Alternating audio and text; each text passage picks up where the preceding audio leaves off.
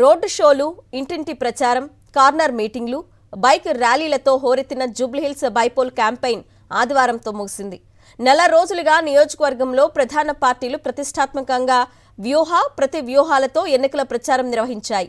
Party అభ్యర్థుల తరపున హెమాహెమీలు రంగంలోకి దిగి రోడ్ షోలు, కార్నర్ మీటింగ్లు చేశారు. రేపు ఉదయం 7 గంటల నుంచి పోలింగ్ ప్రారంభం కానుంది. ప్రచారం ముగియడంతో మైకులు మూగబోయాయి. తెర వెనక యంత్రాంగం ప్రారంభమైంది.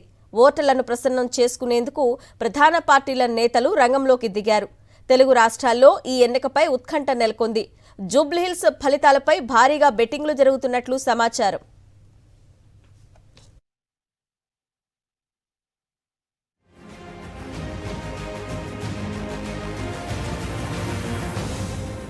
జూబ్లీహిల్స్ ఉప ఎన్నికల నామినేషన్ల ఘట్టం ప్రారంభమైన నాటి నుంచి బహిరంగంగా, అంతకుముందు అంతర్గతంగా ప్రచార పర్వంలో నిమగ్నమై కాళ్లకు బలపాలు కట్టుకుని నియోజకవర్గమంతా చుట్టివచ్చిన కాంగ్రెస్, బీఆర్ఎస్, బీజేపీ నేతలు, ఇండిపెండెంట్ అభ్యర్థులు ప్రచారం ముగియడంతో సేద తీరారు.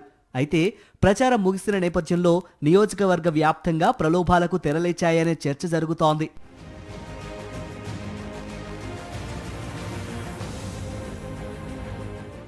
ఈ ఉప ఎన్నికలో గెలుపే ధ్యేయంగా పనిచేస్తోన్న 3 ప్రధాన రాజకీయ పక్షాలతో పాటు ఇతర అభ్యర్థులు కూడా ఓటర్లను ప్రలోభపరుచుకునే ప్రయత్నాలు చేస్తున్నారని, అందులో భాగంగానే నేరుగా ఓటర్లకు డబ్బులు పంపిణీ చేయడంతో పాటు పలు రకాల తాయిలాలు ఇస్తున్నారని, గల్లీలు, బస్తీలు, అపార్ట్మెంట్లు, కులాలు, వర్గాల వారీగా విందులు, వినోదాలు ఏర్పాటు చేస్తున్నారని తెలుస్తోంది.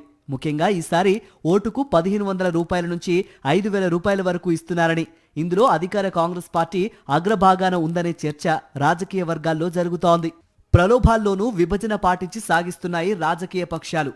అపార్ట్మెంట్ ఓటర్లకు 3000 రూపాయలు, బస్తీల్లో 5000 రూపాయల వరకు పంచేందుకు రాజకీయ పక్షాలు వెనుకాడడం లేదని, చివరి క్షణాలలో గెలుపునకు అవసరమైన అన్ని కార్యక్రమాలను బహిరంగంగానే నిర్వహిస్తున్నారన్నది ఇప్పుడు జూబ్లీహిల్స్లో బహిరంగ రహస్యంగానే మారిందనడంలో అతిశయోక్తి లేదు.